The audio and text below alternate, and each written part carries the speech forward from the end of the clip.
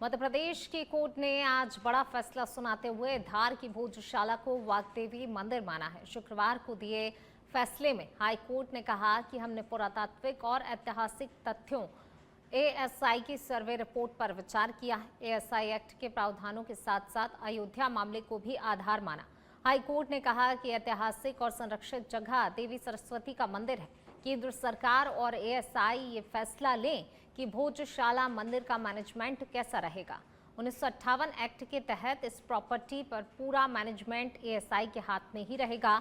अदालत ने एएसआई का 2003 का वह आदेश भी रद्द कर दिया है जिसमें एएसआई ने भोजशाला में हिंदुओं को पूजा का अधिकार नहीं दिया था। उस आदेश को भी खारिज कर दिया गया जिसमें मुस्लिमों की नमाज पढ़ने का अधिकार दिया गया। मुस्लिम पक्ष इसे कमाल मौला मस्जिद बताता है। कोर्ट ने मुस्लिम पक्ष को सरकार से मस्जिद के लिए अलग जमीन मांगने के लिए कहा है।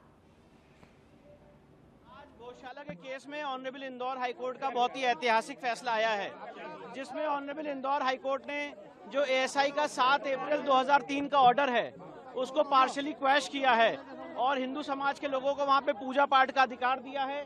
कोर्ट ने भोजशाला कॉम्प्लेक्स को राजा भोज का माना है, एक सरस्वती स्कूल माना है लर्निंग का। साथ ही साथ इसमें सबसे महत्वपूर्ण बात यह है कि भोजशाला के केस में जो हमारी मांग थी कि वहां से लंदन के म्यूजियम से मूर्ति वापस लाई जाए, कोर्ट ने कहा है कि सरकार इस रिप्रेजेंटेशन को कंसिडर करे।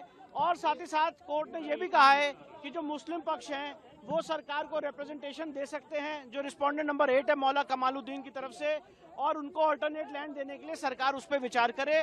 पर सबसे महत्वपूर्ण बात यह है कि कोर्ट ने यहाँ पे हमें पूजा पाठ का अधिकार दिया है। मैनेजमेंट के लिए सरकार को कहा है कि वो उसके मैनेजमेंट के लिए चीजें देखे। और जो एएसआई का ऑर्डर था 7 अप्रैल 2003 का, जो यहाँ पे नमाज की अनुमति देता था, उसको कोर्ट ने सिरे से खारिज कर दिया है। अब वहाँ पे सिर्फ पूजा होगी। उस पूरे परिसर का जो स्वरूप है वो एक हिंदू मंदिर का स्वरूप माना है कोर्ट ने, सरस्वती मंदिर का।